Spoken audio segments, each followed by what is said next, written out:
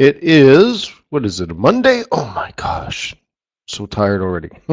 Is the week almost over, boss? Can I go home?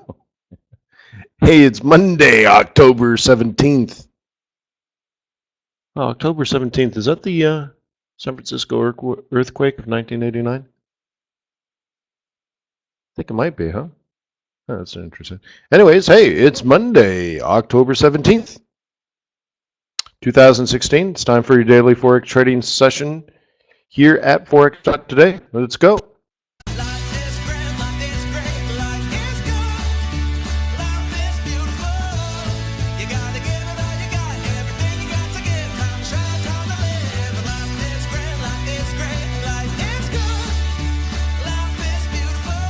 Life is beautiful.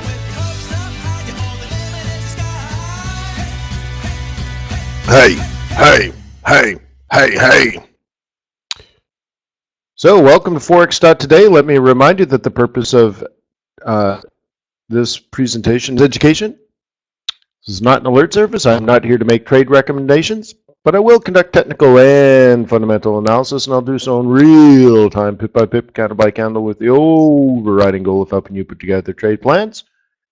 During this New York trading session, if you trade along with me using a demo account from TradersWay.com, then regardless of whether your plans are successful or not, you will have an opportunity to learn, yeah? Sure, trading's risky.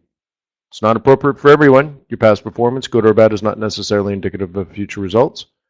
So please always stay small, stay humble, focus on the long term, and never risk money you cannot afford to lose.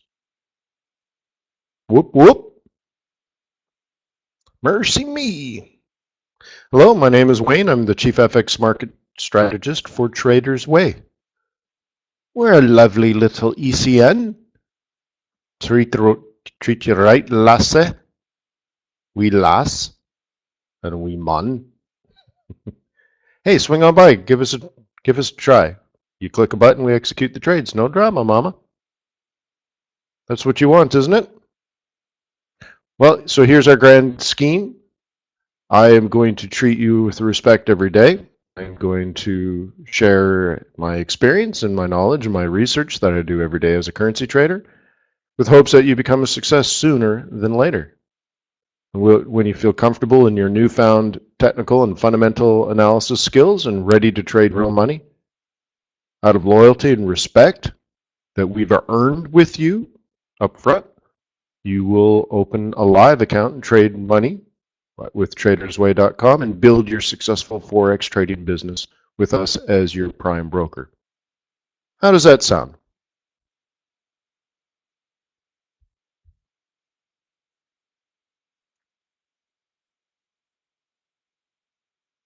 Top notch, yeah.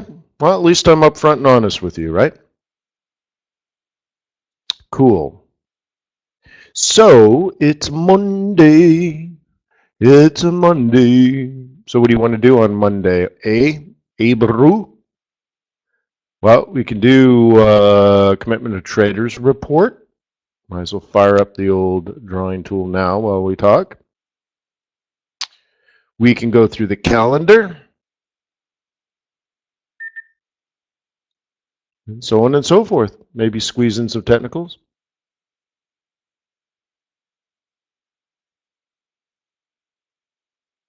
You can do that, huh? One thing that we could do, so yeah, let's start with technicals because you know everybody loves it, right? What is all that about? Hang on, cancel, recover,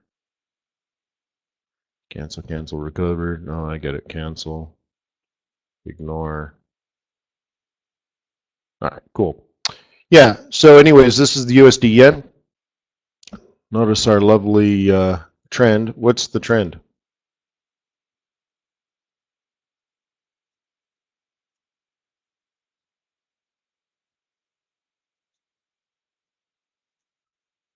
Sideways.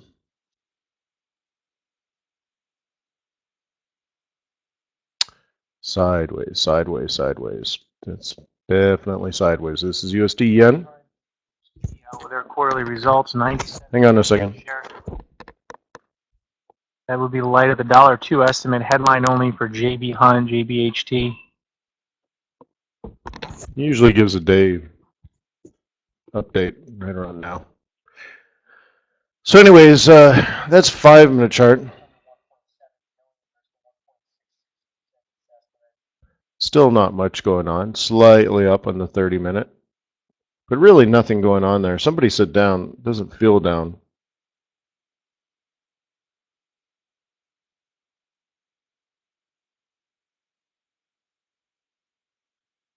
Okay. Kind of just feels sideways, doesn't it? Well, maybe you just don't overtrade this week, huh? That's fine.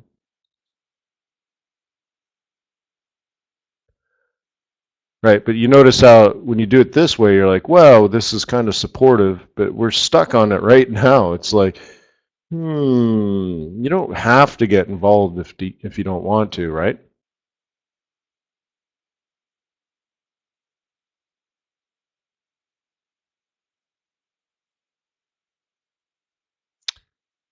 Oops, didn't mean to do that. All right, I don't know. Where did I just kill it? One.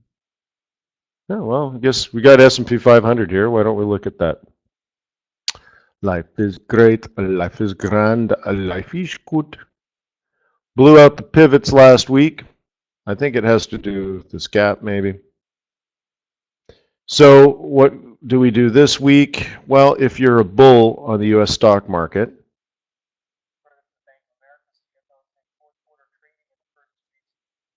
I gotta trade the news up. All right, here we go. So if you're a bull now on the stock market, and I'm generally a bull, even in bear markets, I just don't buy when it's falling. I buy when we're at support. But you can see if you're a bull, what you're trying to do is buy at or near the M2, and therefore your target is M4. It's not, it's not an opinion. That's just pivot point theory. If you buy a dip here on the weekly S1 and you're a bull, then your target's going to be weekly R1. If you're going to sort of counter trend trade and you're a bull and you find yourself down here today or tomorrow, that seems unlikely, but if you hit this weekly low early in the week, then your target would be the central pivot. Each requires its own entry, but I don't like kind of like just buy here or buy here or buy here. What you do is these are levels of support in which if you happen to be a bull, you would consider buying if price gets down to these levels, but you still need like some sort of price action as your trigger, right? So if it did that here and you were a bull, even though it's made a lower low, you can consider it as a counter trend trade. At support one, I probably wouldn't do it. If it was down here on, like I said, Monday or Tuesday and did this, then I probably would go for it. It's just sort of preference. There's something about me after millions of years of trading. I just hate buying lower lows, even if I'm a bull. I will make the exception if it's even more of a particular strategy. In this case, it's a potential reversal strategy based on hitting the weekly projected low early in the week. That means it just gets all the bears out of the market because they've already achieved what they set out to achieve. They just happen to do it very early. So you get at least a profit-taking retracement, pullback, dead cat bounce, whatever you want to call it. And very often, you come back and at least touch the weekly central. Of course, if it reversed, you could go as high as up here. That wouldn't be the plan. The plan would be if I got a reversal pattern at reversal pivots early in the week, I could consider taking a shot and going back to the weekly central. That's called a trade plan. Doesn't mean I like to do it, but that is something I can consider.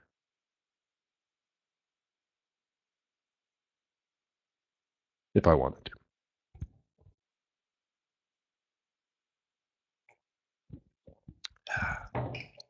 Are you guys with me when we talked about double bottoms and higher highs? Either did it here or I did it at FX Street. I think I did both actually, right? We set it up before it happened here, and then we went back and looked at how successful each one was the next day. Kiwi yen stuff. Yeah. Sometimes, you know, they're frustrating moves, but setups are setups. All right, so we don't need to go through that. Another one that I did want to look at before we do the fundies is the kitty CAD. Oh, the gold. There we go. Are you finding that supportive?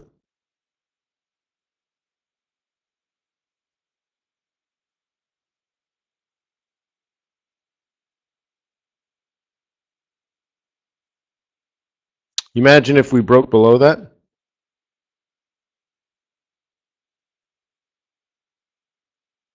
Abigail says, do you use pivot point auto program for technical signals on, can't read that, on your chart? I don't know what you mean. What auto program? Do you use a pivot point auto program for technical signals on your chart? Still don't understand what you mean. Shug said answered it, but I still don't understand the question. So, okay, yes. So it's not an EA. It's an indicator.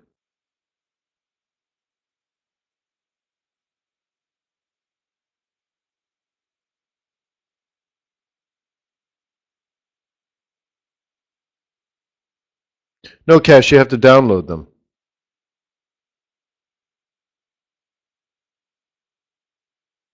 So, anyways, one thing that I wanted to point out is that.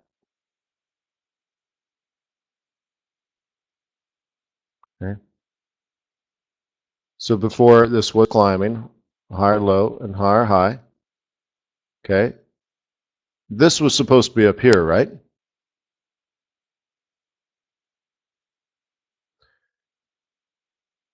As soon as you got below this area, you have to technically switch from bull to bear. Technically.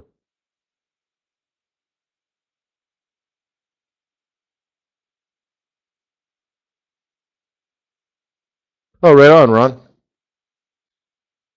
Thank you, Ron, for sharing that. So, as soon as you get through here, you see it's a lower low. Shields up, red alert. So if you're fundamentally bull and you see it, I mean, yeah, if you're fundamentally bull and you see it technically bearish, you don't have to trade. That's all. Don't worry about it. Right? Don't worry about it. Chill out. Relax, bro. But technically, based on price action, you trade the retracement. Right? What have I taught you? Once you've made a lower low, right, relative to this low, what have I taught you to do?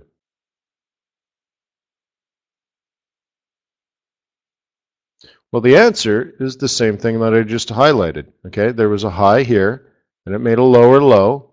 You look to the left, take the old support, and it comes resistance in the future. So now that you're down here, you look to the left. Okay, so you can do it like this if you like Gartley's or something. Okay, and now you kind of have like a triangle thing going, right? You look left, and then you drag across. Hold support becomes resistance in the future, right? And then you can measure the distance between this low and use Fibonacci if you want and find out that this is approximately 618. which predicts a 1382. So let's just pretend it's down here. And you can do that.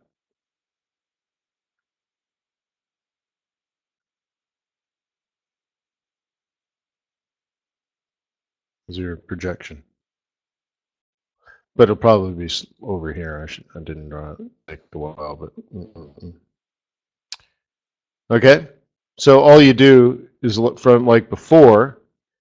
If you break this support, then it becomes resistance. Sell the roll retracement into the roll reversal, makes a new lower low. Bring this across, sell retracement back into the roll reversal, and if it once again makes a new lower low, then you just bring it across. And if the future works out that way, then you trade like this. And you keep doing that, really. I mean, there are clues and signs and all kinds of things to tell you that it might stop. But let's say you're just you don't have your thumb on the pulse of the market yet. You're a young technical trader. Okay? If that's the case, then turn your brain off, because all you do, if you're not a skilled trader, then your brain is not worthless, but it doesn't have the ability to make quality judgment calls. So just be mechanical then, and do this until that stops working. Okay? Doomy says, whoa! That's called price action, yo.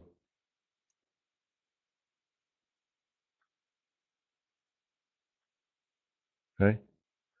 Now, the interesting thing about that is, that you're paying attention to how price is moving, obviously. And this is where you can use things like Fibonacci, right? This is a 382, right? This is a 618.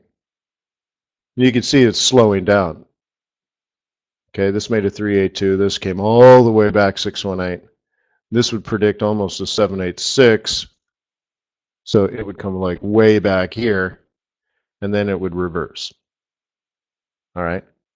So fast, medium, slow.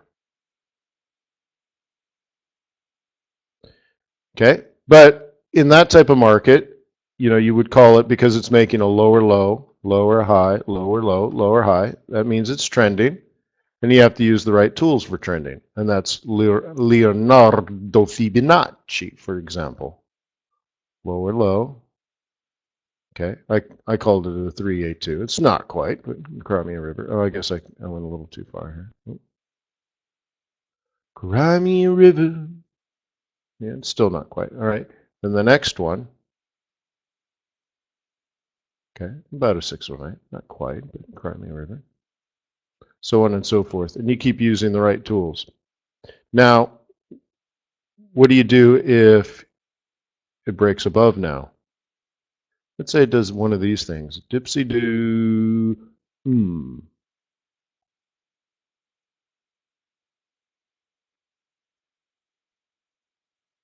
That's what you did.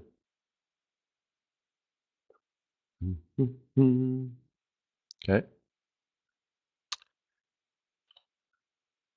And what else is going on here? Well, price action uses things like roll reversals, which are support and resistance of price. Okay? Lower low, lower high off of that. Lower low, lower high off of that, off of old price. Okay? Off of price. The second part, the other, style of analysis, if you will, and bear in mind both are correct. There isn't one better than the other. It's doing the same thing, support and resistance, but instead of price of the market. And to now analyze the market as a technician, we would use things like pivot points. And if you're a bear, one of the things we covered last week, and probably every week for the last 12 years, is that's the sell zone if you're a bear. Okay? And bears are going to want to sell somewhere in there. You could use some psych levels in there. There's a psych level right here, right? 32. So you know somewhere between 80 and 00, there's going to be sellers. So you might as well sell it at 84, which is the pivot, and that's what they ended up doing. Okay. And the reason it's market is we're simply looking at what happened last week, highs and lows and closes of last week, to determine support and resistance this week. Market forces, right? So if you're a seller here, this is your target. Okay. This is your sell zone as a bear using pivot point theory. And your stop is probably, here or just above the R1 or whatever you want, dude. Okay. And the theory is you're going to be right all night long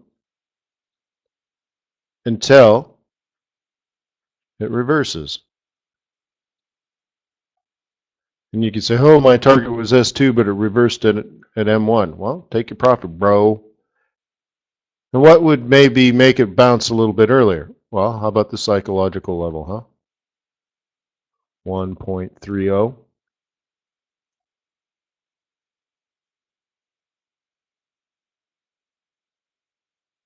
Do you guys remember when this was like 95?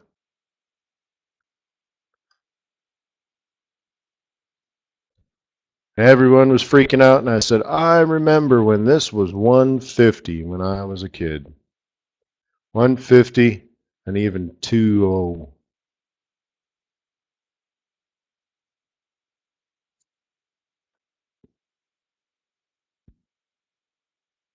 If Daniel's in the room, he probably remembers this. When one Canadian dollar was worth 50 cents American.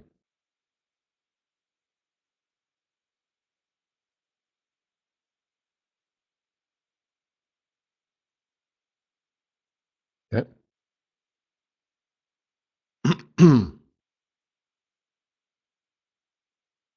Adam says we got bullish divergence on the Stokes on this chart.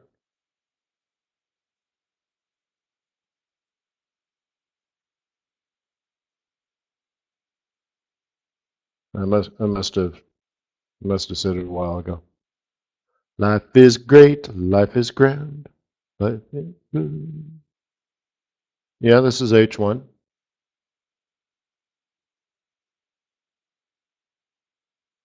Maybe a different currency pair.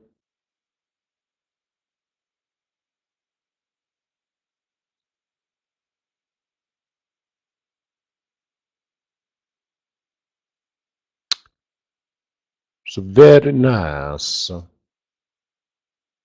Oh, you're doing this? Okay. Yeah, some people do that. I don't do that.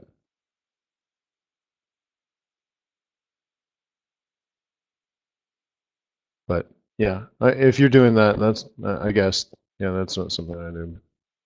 Boom, boom, boom. Okay.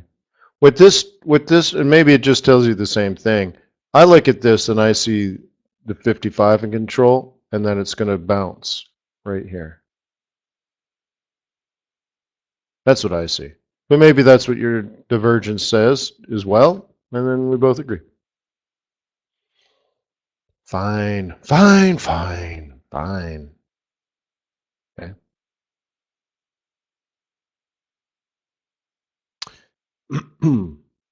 So in that case, you want to look at like where the daily moving average is. So what could happen is instead of reversing, what it does is on the smaller time frame consolidates. And what happens to this 5? It comes down tomorrow and drops us tomorrow. Oops.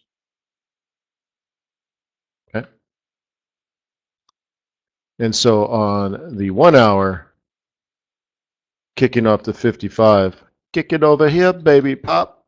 What it might just be saying is, we do this for a day, and then tomorrow we drop the hammer on it.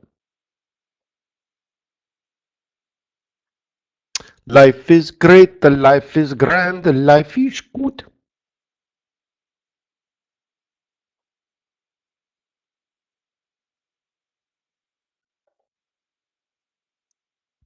Let's look at some market data. S&P 500 flat, NASDAQ flat.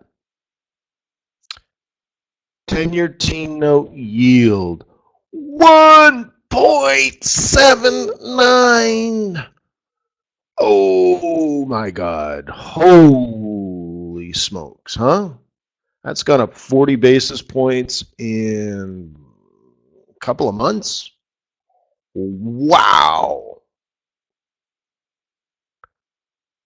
Mm-hmm. That's amazing. And the funny thing is it did it very, very quickly, and it hasn't given it back. Oil sitting at 50.50, up 1/3%.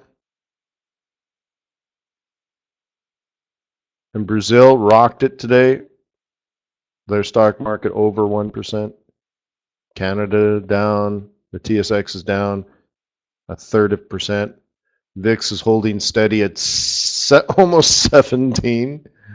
Ooh, little volatile. Not crazy, but little on the volatile side. And gold down 0.10%. All right, well, that makes sense.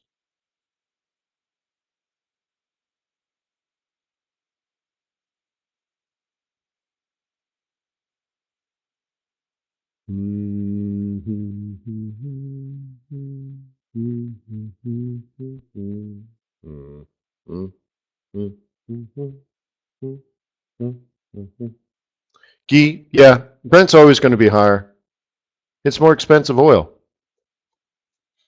So there's usually a spread. Although in a very, very, very rare occasion, like, I don't know, what was it, 6 months ago? Brent and WTI were the same price. Just showing you that the market was just broken. It was exactly the same price. I remember putting it in a video, making a big stink out of it. You just, where'd the spread go?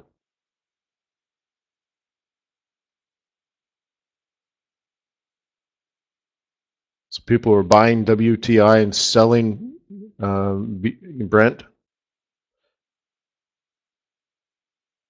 But yeah, so let's say Brent goes to 60, that what puts WTI 56, 57? Yeah. Is it going to be 65, 70? No. I was listening to an oil expert recently, and he was talking about how when he got into analyzing the oil business like 40 years ago, they were in a 20-year bear market. And he says they're bigger super cycles. And he says, look, you don't just like grow some more oil, right? Like if you have a food shortage, guess what? Next year should be fine, right? If there's a shortage of wheat this year, then guess what? Next year farmers plant a lot more wheat than usual because wheat prices will be high. Not a problem.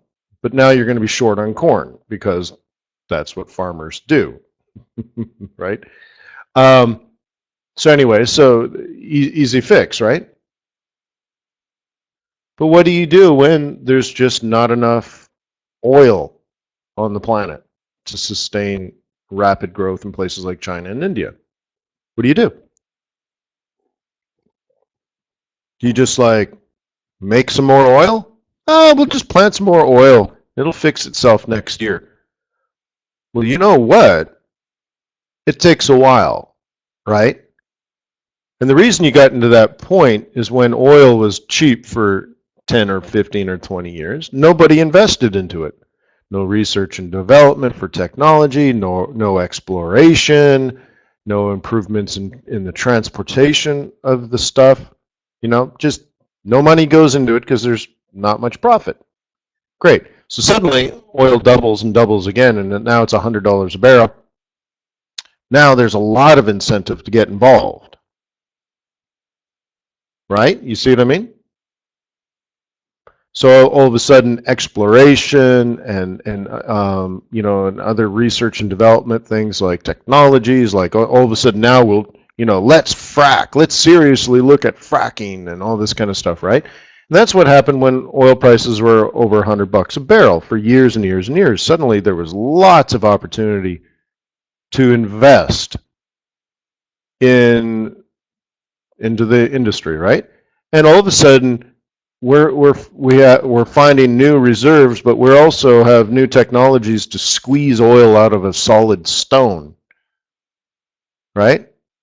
And we've made all that investment into technology and infrastructure and exploration and even just things like building new rigs and all that kind of stuff.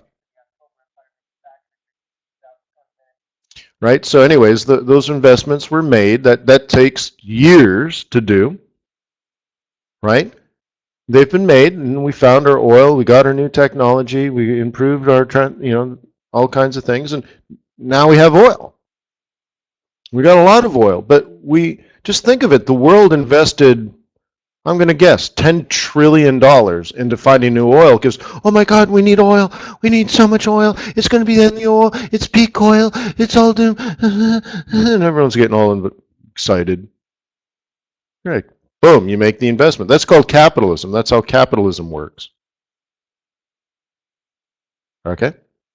So it took a few years because it's complicated stuff, yo.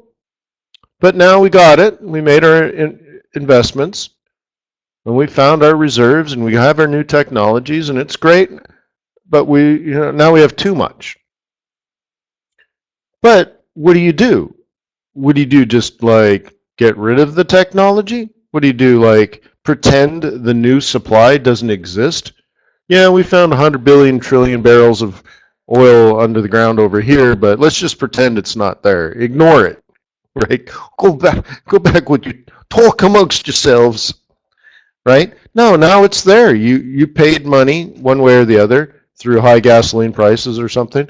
You paid money to invest to find it. Now you got it. Now quit your complaining, right? So now we got all this oil, and we got lots of it. I mean, lots of it. Lots and lots of it. And it just happens to coincide with a downturn that is the slowest recovery and will continue to be slow for a very long time. So yes, it could be 20 years before oil prices go up again significantly, like up to 100. We could be at $50 a barrel for 20 years. We could.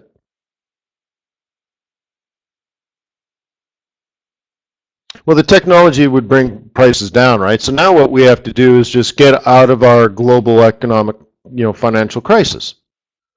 Well, how long has Japan been in a recession, a deflationary environment based on credit and real estate bubble bursting?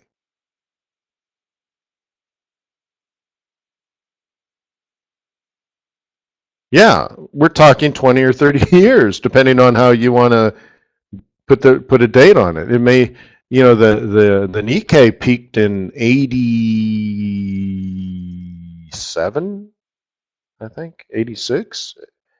I mean, wow, like it's been a long time. I mean that's long, right? That's older than mine. So like, wow. Right? So why not? Oh, this time's different. Isn't that funny how people always say that? Oh yeah, well this time's different. Yes, and you're unique and special in this world, my sweet little baby. You're unique and special. And this time's different. Right? We're all unique and special. Uh-huh. Yeah, come on, man. History repeats itself, certainly rhyming. So yeah, why not? Why can't we be like Japan? Now we've responded in different ways to the situation. There's cultural issues as well. Fine, good, good, good. Now there's demographic issues. Yeah. But I still, if you want to use a model to say, all right, we need a major economy thrown into crisis by finance and debt problems, does the model suggest we make a quick recovery, or does the model suggest, right, well, at least we're recovering. Japan hasn't even gone that far, right? So lower for longer and all that kind of stuff. Sure. So we'll see. So what I'm getting to, and I guess I didn't blurt it out quick enough, so let me do that. If supply is going to be high for a very, very long time, the only way to raise prices is to significantly increase demand. And that could take 20 years. That could be the part that takes 20 years.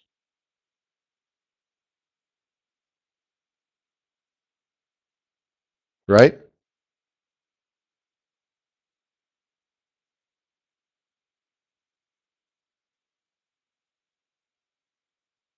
Okay.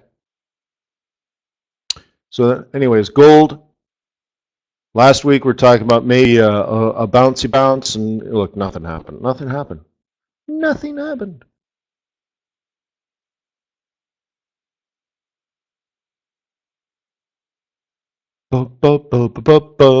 So, careful, bro, huh?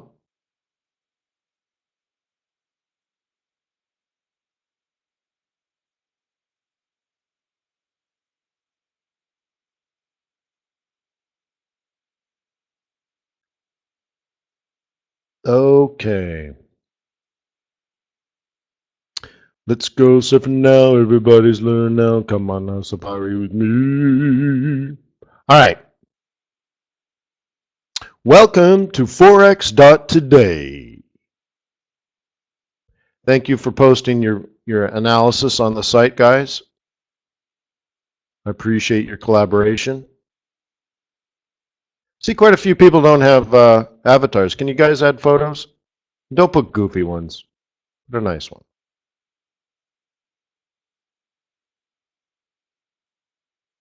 But anyways, thank you for sharing, collaborating.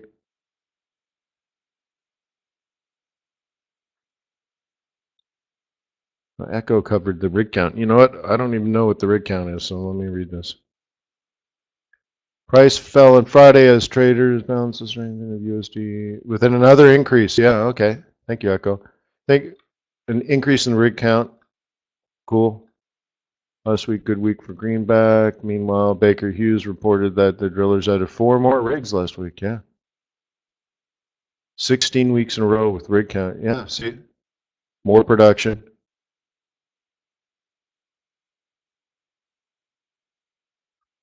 Cool.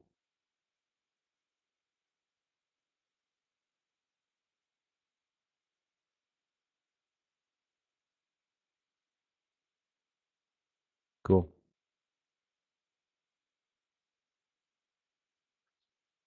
It's funny that, what do you say? Yet oil prices fell. Of course it fell.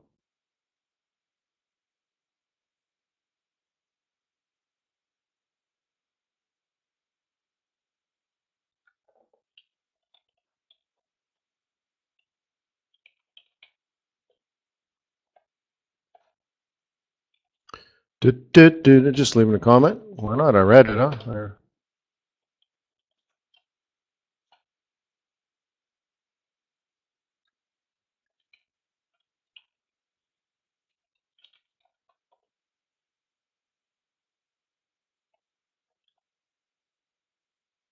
What's going on?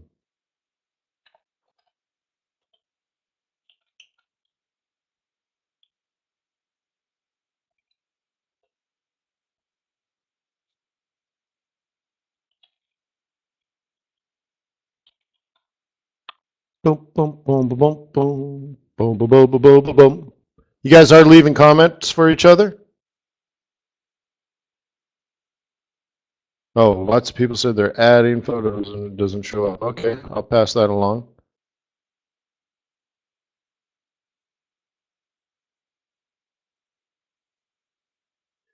All right, so let's get on with it.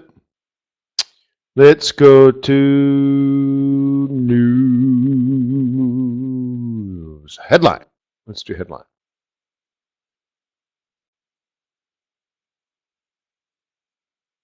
What did I do? Oh, what did I do? Pfft, headline. What a dum-dum. Come on, dum-dum.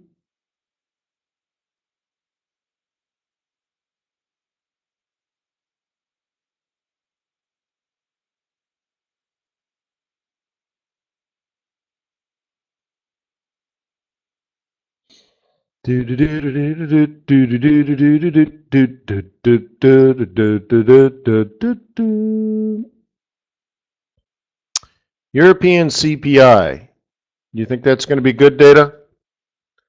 I suppose if it came out good, that would be surprising, right? It seems to me euro dollar goes up and down based on the dollar, not the euro. So if it goes up, it just means I'm going to sell it later. But, you know, I'm not expecting anything. I mean, even their forecast is less than 1%. CPI, look at 0.4.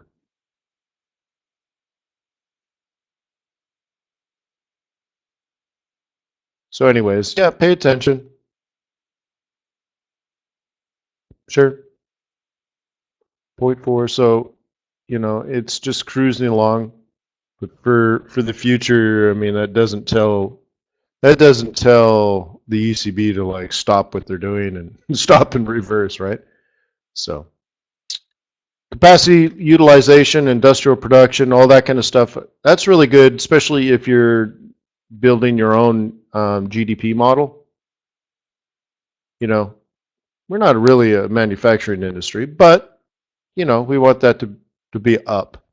Stronger dollar tends to slow that kind of stuff down, but you know, depends on what you're making. You know, you should have bought your Caterpillar Earth Scraper when the dollar was weak, huh?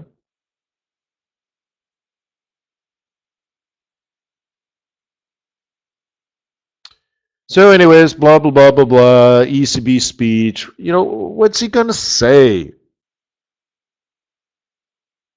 What's he gonna say, Draghi? Well, is now a time to say anything? I don't know. Like maybe that is the danger zone this week.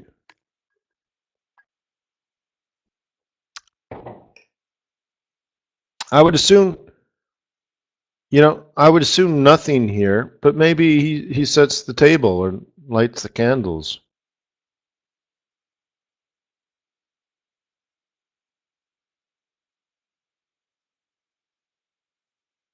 I don't know. I guess if you care, pay attention, right? Watch the markets.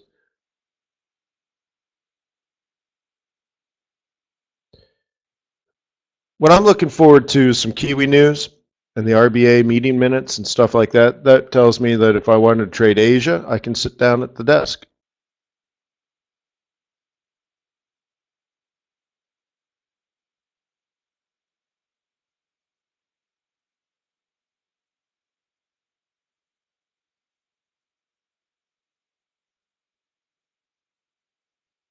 Right? That's all. Can I trade Asia? Yeah. Trade Asia tonight. Oh, good. I don't know. Let's see. Tomorrow. Pound, pound, pound, pound, pound, pound, pound, pound, pound, pound, pound, pound, pound, pound. Yeah, well, apparently British pound might move tomorrow. And sometimes with that much news, you'll get pound moving in Asia to front run the news at 4:30, or it then moves after the news. Okay, because traders got to get the trade in before the U.S. news. So tomorrow we got CPI out of the United States, and this is interesting because you know we're still master debating about when the Fed's going to raise interest rates, right? Because you might be a cunning linguist, but I'm a master debater.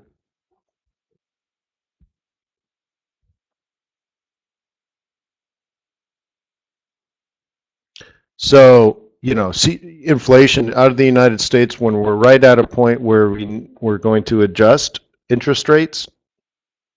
Cool, man. All right, so this is taking more and more precedent. There was a while here where this wasn't that important, but now it's more important than before. Okay, because we've already priced in essentially, or trying to price in um, December, but now we're talking about how many are we going to go in next year. Another interesting thing is that I was listening to a Fed expert over the weekend who's been around the Fed for many years and like knows them. Goes to the Jackson Hole meetings and stuff like that. But he's not a Fed official. He's an analyst. But he was talking about how Paul Volcker was like hardcore anti-inflation. They put him in charge. And he crashed the U.S. economy on purpose. Did what was needed to, did what needed to get done, no matter how painful. He just did it because he had a vision and a focus and a hatred for inflation. So everybody loves Ronald Reagan, but with all due respect, it had nothing to do with Ronald Reagan. It had everything to do with Paul Volcker. So he did that, and then we replaced him with Greenspan, who was actually pretty much a screw up. But because interest rates were low and everybody made money, they called him the maestro. And in the beginning, there was a lot of dissent amongst his team on various policies that he did. But then suddenly, when every person on Wall Street was making money hand over fist, all of a sudden the guy is a genius, right? So anyways, so no one would dissent against him because he's the maestro. And then Ben Bernanke apparently seemed publicly soft, because, he wore brown suits and he has a beard. So he looks like, but apparently he ran the show with the iron fist behind the curtains. And he said, all right, we're doing this and keep your mouth shut. Right? So anyways, so he was criticizing Yellen, and he's like, look, she pays way too much attention to how everyone feels. How about the market? How does the market feel? How does the market react? And then, oh, I got some dissenters. What do you think? And what do you? Well, you got to have him involved. And apparently he was really criticizing her for just like, dude, are you the boss or are you a kindergarten teacher? Like, what is your plan? Why are you worried about everybody? If you're going to raise interest rates, just do it. The market will freak out at first, and then it'll recalibrate. But but he was criticizing her that there's so many dissenters, and they talk too much at the meetings. And then all of a sudden, all these guys go out to all their shows and all their luncheons and their dinners where they do speeches, and they're flapping their gums, saying this and that and the other thing, and they're contradicting each other, and it just looks like Grandma Yellen's completely lost control of the board. And they're like, it's not transparency. Nobody knows what the hell the Fed is going to do. It's like the worse than transparency. It's so opaque now because nobody knows what's going to happen. This guy says they're going to raise 4 times, and the other one says they're not going to raise at all. And you're like, well, how am I supposed to manage my $1 trillion portfolio if I can't even plan out the next 12 months of interest rates? Like, what is the program, Grandma Yellen? I thought, that is a pretty good point.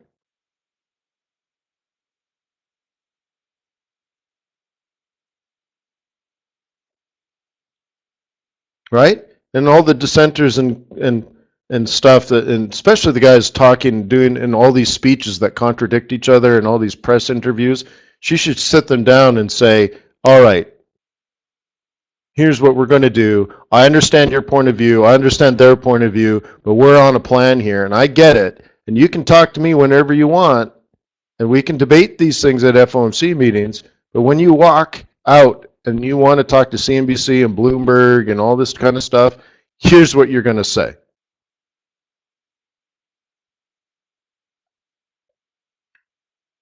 You know what I mean? This is our communique, by the way, team. Right? But anyways. But like, who doesn't raise interest rates because it might spook the market? It scares the hell out of the market because they didn't see it coming. Or even worse, you told them you're going to do it and then didn't do it, right? You're like, come on. So going back to all this, inflation, so they raise interest rates. in December, great. So how about next year? So on and so forth. Okay.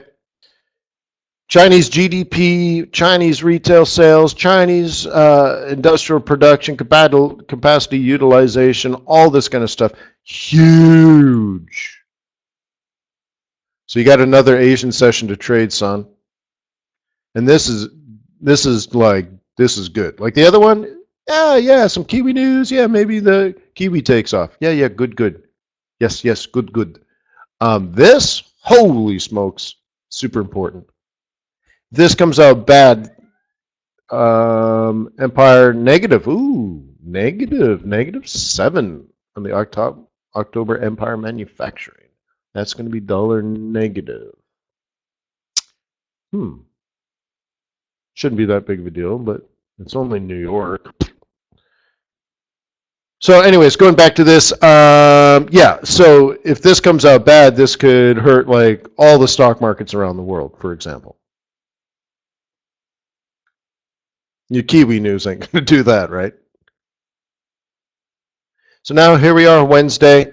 Interest rate decision out of Canada. Yeah, boy.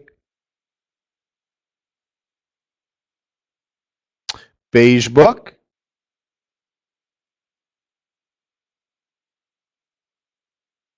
Okay. Beige book. Anyone going to pay attention to the beige book?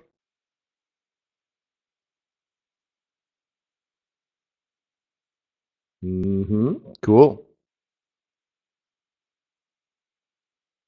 And then Aussie jobs. Another good Asian session. Aussie jobs report. That is another good Asia. Thank you, Asia. Hey.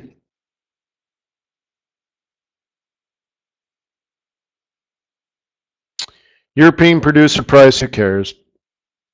Pound retail sales and stuff. Yeah, just another opportunity to sell the pound. Fine. Good. Ooh, ECB interest rate decision and monetary policy statement. Thumbs up.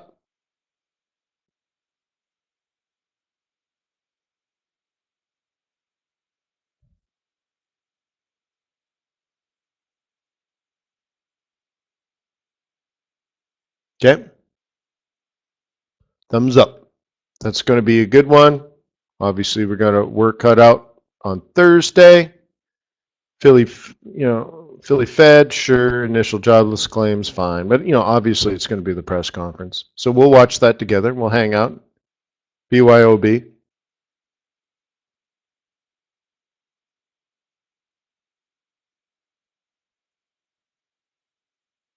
Okay. Friday. Yeah.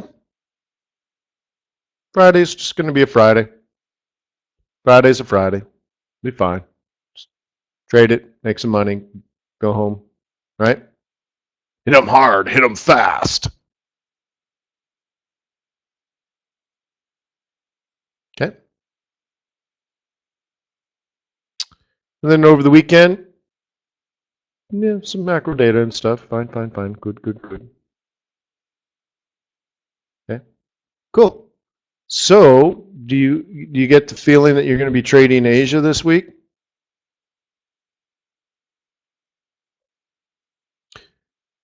And then look how you get like a free Friday, right? And then like Friday is just nice and relaxed. So you work hard Monday, Tuesday, Wednesday, Thursday, right? A nice relaxed Friday. That's actually pretty good, isn't it?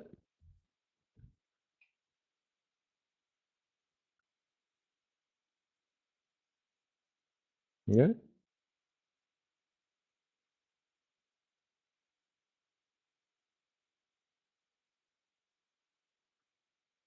Life is beautiful. Oh.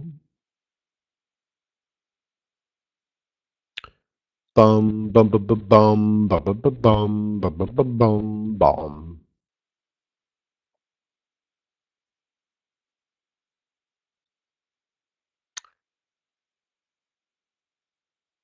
Can you guys see that okay?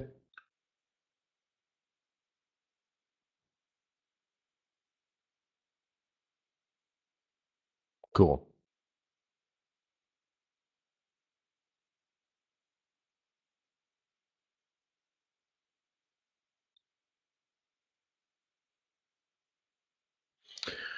Okay.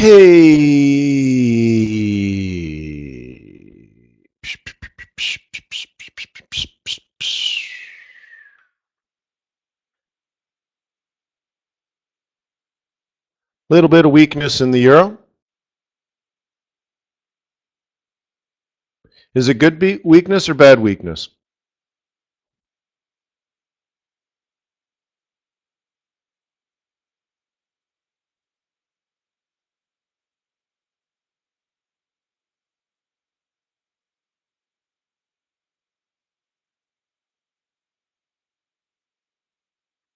Yeah, it's good. More bears. It means it's active, right? It's active weakness, not passive. It's not like profit taking or something, right? Life is beautiful. Gonna give it good a go.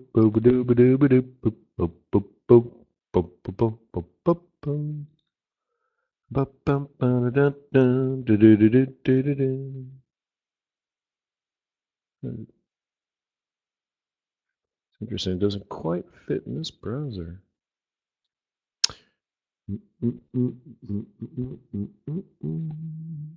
Life is beautiful. You gotta give it all you got. Gonna get what you give it. Very little change in the pig.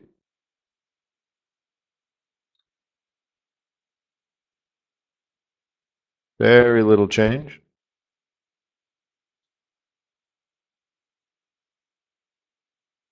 Less bulls, less bears.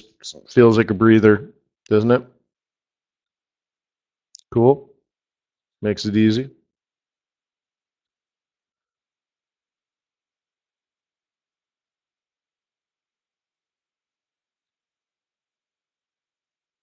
Okay.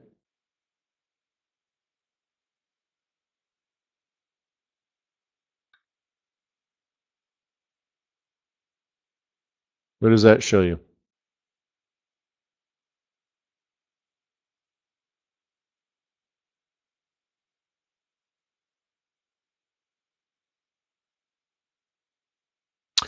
Lot less people buying the Japanese yen.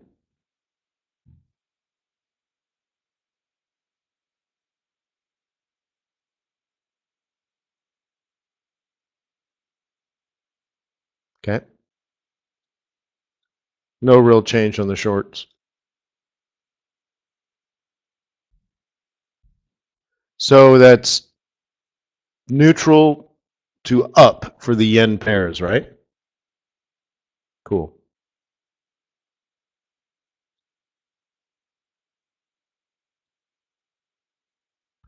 Aussie.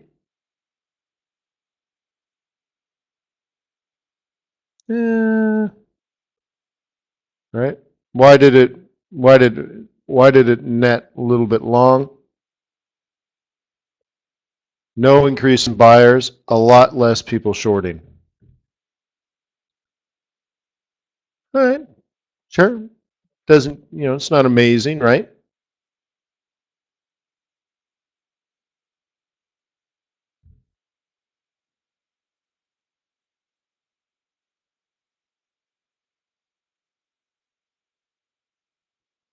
With the Vista, we would never know, would we? You can have a year where it doesn't take off, or maybe it comes late. We really don't know.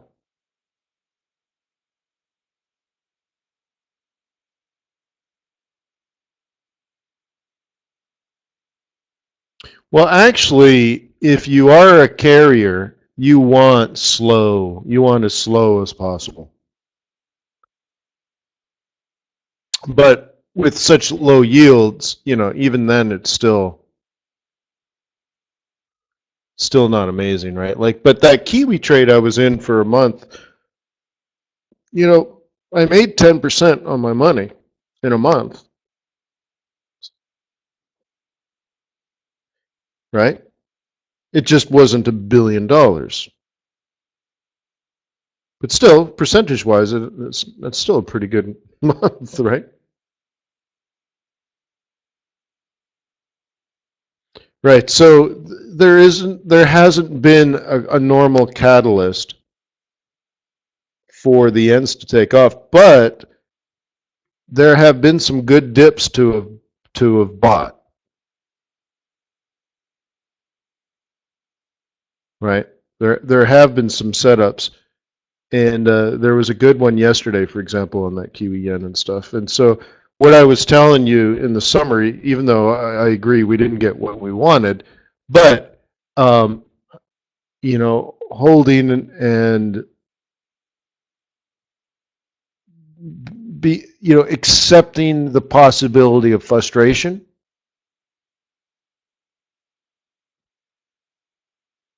right, is very often the case for that type of setup, and that the frustration usually ends by September, October, but in this case, whatever, didn't quite happen yet, but those opportunities are still there, right?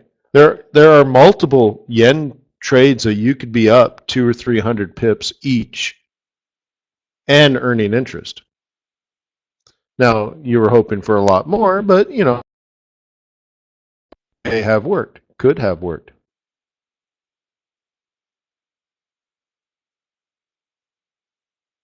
Hey, Todd's on duty. That's not her. But I used to email her, by the way. I met her over at Bloomberg. There's Todd.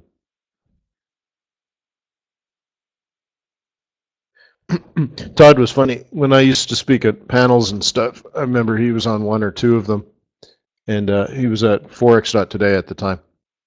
Well, at least he showed up. He always had notes, and he was a kind of guy that he wore a suit and tie. Not everybody did, and he always had a pen, and he was ready to go, and he always talked confidently. But he's an Elliott Wave guy, and I never quite fit the Elliott Wave model, but certainly don't disagree with it. But he was the guy. I think I told a story one time that I was on a panel with Todd and Ashraf and two other guys, I think, that never even said anything. But the three of us, alpha males, were going crazy and battling for attention. And he was the guy, though, that said that he called all his orders in over the phone. I'm like, okay, fine, that's great, but don't you work for an online Forex broker? I think it's kind of a weird thing to be working for a Forex online broker and you call your orders in.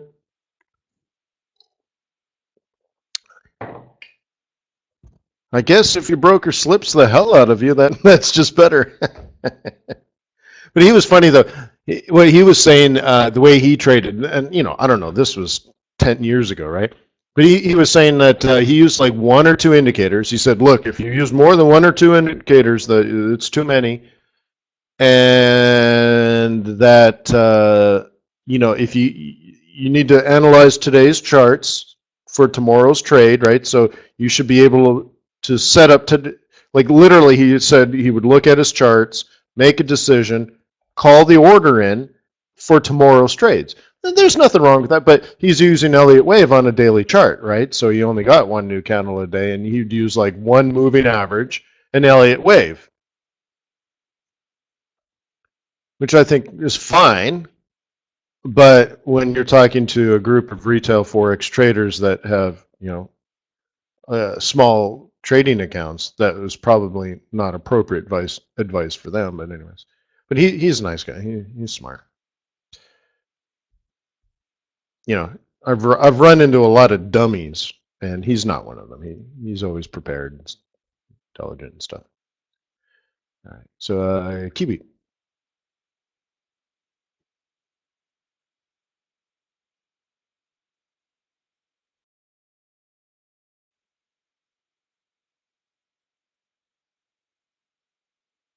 But do you know the girl up there that's doing the interview, Sarah? She when I was doing an interview at Bloomberg I was being interviewed by someone else, but she just, she introduced herself earlier in the day, and we talked Forex, and she was into it, right? And so, anyways, later on, like 2 hours later, I'm wrapping up a thing that we were filming, and Sarah comes over and she's like, "Have you seen a smile chart?" I'm like, "No, what's a smile chart?" She pulls up this thing. It's like a three-dimensional thing. She's like, "That's the British pound. That's the British pound." She's just totally into it. It's great. And now she's over at CNBC making big money. But yeah, it was great. At least she's into it, huh? But yeah, Mike. Yeah, I never really noticed, but yeah, I guess so. But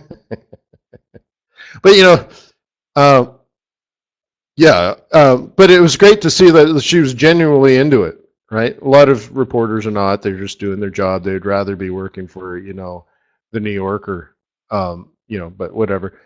But she was genuinely excited about, talking currencies and printing out charts. And let me tell you, the smile chart was really cool. Three-dimensional chart on the British pound. But I used to send her emails and stuff and some analysis. All right, so Kiwi, no change. Yay, no change. Great. Lots of just the market catching its breath, huh?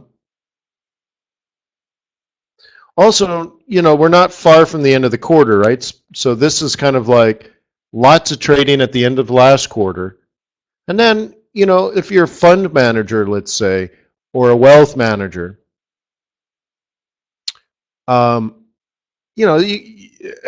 want to book things by the end of the quarter, and then at the beginning of the quarter, the first couple of weeks, you're just calling clients or taking them out for lunch or doing that kind of stuff, right? You don't want to do heavy trading right off the bat. So I don't know. You kind of see like these big moves, and then the first 2 weeks of the new quarter, flat, right? Like, yeah, a little less bulls, a little less bears. But you notice how a lot of the COT data this week and last week was just like that. Just less bulls, less bears. Less bulls, less bears. Less bulls, less bears. Little more less bulls. Little less bears, right? And then you kind of get like a net change. But I think the information here is there's just less. There's just more or less. There's more or less, but they're more or less just less trading, right? That there's this wave of trying to get trades in by the end of the quarter and then a breather and stuff. But, really, the way I look at it right now, there's one solid month of hardcore trading left in the year that you can count on. Okay? So for those that are not Americanos, gringos, if you're not a gringo, the third week of November, Harvard beats Yale at football, and then we celebrate with a big turkey dinner. And there's this Thanksgiving thing.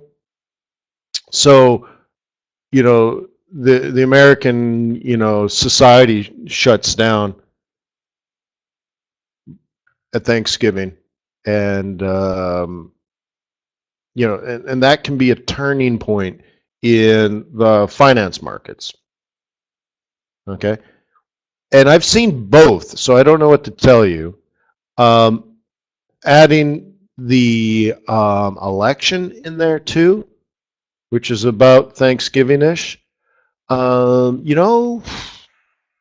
don't know. I don't know what to tell you. I've only been trading, 12 years. There's only been a couple occasions, There's only been a few occasions where the president of the United States for sure was going to change, and the cabinet was for sure going to change, and that policy was for sure going to change in various different places. I mean, there's, so I don't know, bro. And then we're on the eve of interest rates going up in the United States, and then how many more and how quickly? What's the velocity of normalization? And I don't know, bro. So you kind of have to be there in the moment. By the way, I was I was listening to a thing. You can see I do a lot over the weekends. about how the brain works, and it takes 1/10 of a second to translate what your eyes see into an image to your brain. This is how you can do like magicians can do sleight of hand and stuff. We're slow because quite literally the image we see is already old data, and that the brain has learned over trillions of billions of years to just kind of project where things are going to be in the near moment, right? But right, so it has to say, all right, even though I'm looking at an old image of a bus coming toward me, it's really 1/10 of a second closer than what I see it, so I'm going to assume that it's actually closer, and then of course it really is, right? Because you don't want to get hit by a bus and then see it. But it was interesting when I was thinking how Zen, Buddhists or whatever, monks or just those that find enlightenment that are in the moment. What if they got to a point where they could see 1/10 of a second in the future? Because they can get past that gap. And that's what in the moment is, like literally not the 1/10 of a second delay. Yeah, and I'm like, oh, well, that's interesting. I don't know if it would make a difference, but I wonder if, when they say in the moment, it's I don't know, it would actually be a physiological thing. I don't know how your brain would have to be attuned to it, right? But maybe that truly is the moment, because everything we see in our life is old data.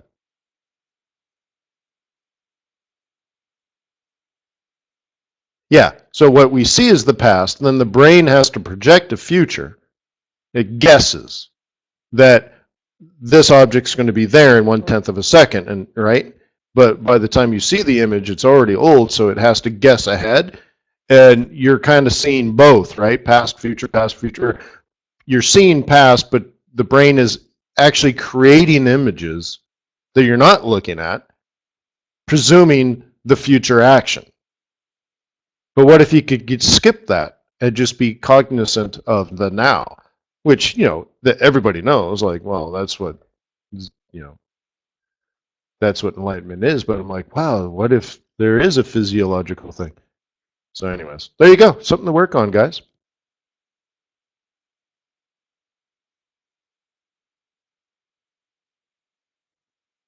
Yeah, abracadabra.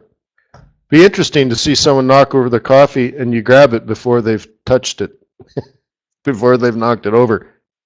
You're like, oh! But the thing is, you reaching for the cup before they've knocked it would make them knock it? Or would it make them not knock it, and then they've never knocked it, and you didn't need to reach to grab it? So now they're like, what the frick are you doing, dude? You're like, well, you were going to knock your cup of coffee over, so I moved to stop it. And they're like, dude, I wasn't going to knock it over. I didn't even move my hand. Now you're the creepy one, right? So anyways, creepy. And you're like, no. I'm in the now. I can see the future, and you're looking at the past. And now you're in the hospital with your, in a rubber room with your hands tied behind your back. They're injecting you with insulin to keep you calm. Shh. That's okay. You see the future. Yeah, so forget it. Just forget the whole thing. I didn't mention it. So there you go. Commitment of Traders report. Analysis of gold, of USD CAD, USD yen. It's been real. It's been good. It's been beautiful. You've been special and unique, and I appreciate you. You are shining light in a world of darkness.